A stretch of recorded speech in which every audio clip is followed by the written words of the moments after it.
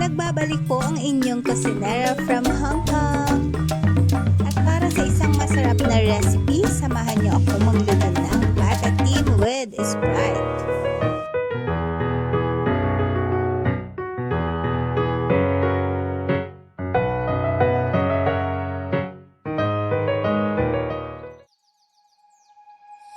Ito na ang ating pork pata.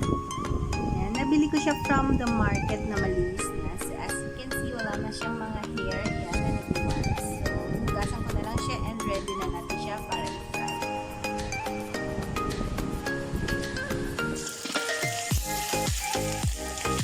And for you to know, this is optional, guys. Ayan, pwede siyang i-fry or pwede rin naman siyang i-bronze muna para ma-remove yung amoy ng ating pata. Pero ako kasi, mas gusto ko siyang i-fry. Parang mas maganda kasi yung outcome niya kapag iboboil na natin siya together with our sauce.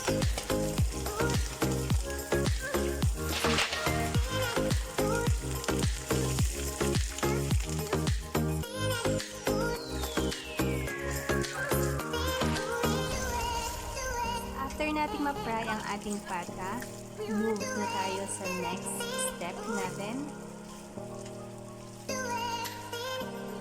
Prepare na natin siya para i-boil together with our sauce.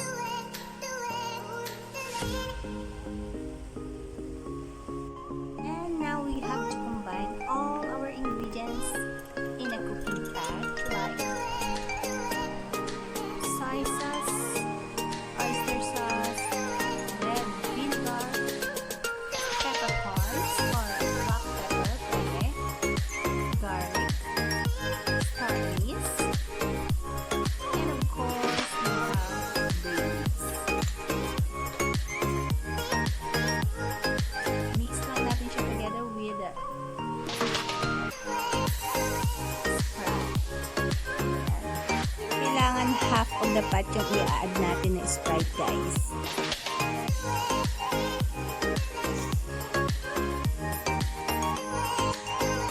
And after that, pwede na natin ilagay ang ating pata para i-boil for at least 2 hours.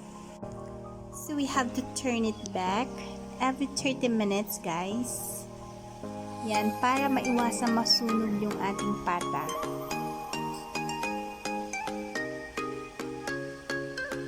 As you can see, wow! Nakakatakam. Can't wait, guys.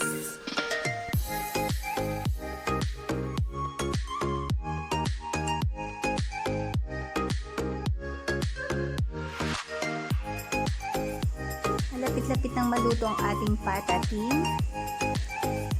Sa mga gusto ng may gulay, ayan, pwede na kayong mag-add any vegetable you want.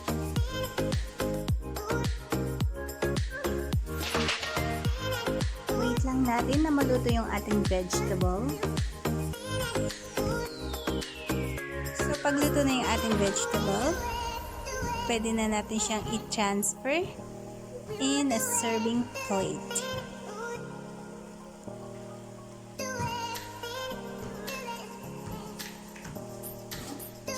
And here it is.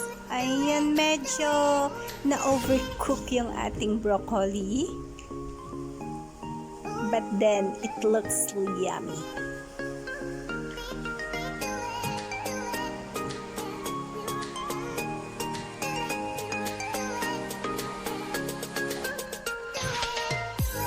It's time to try and cut. Oh my god, it looks good, guys. Yung tingin pa lang ulam na. Kanin na lang ang kulang. So ayan, guys, natapos na naman po ang ating isang napakasimpleng recipe, ang ating patatim with Sprite. So see you again next time.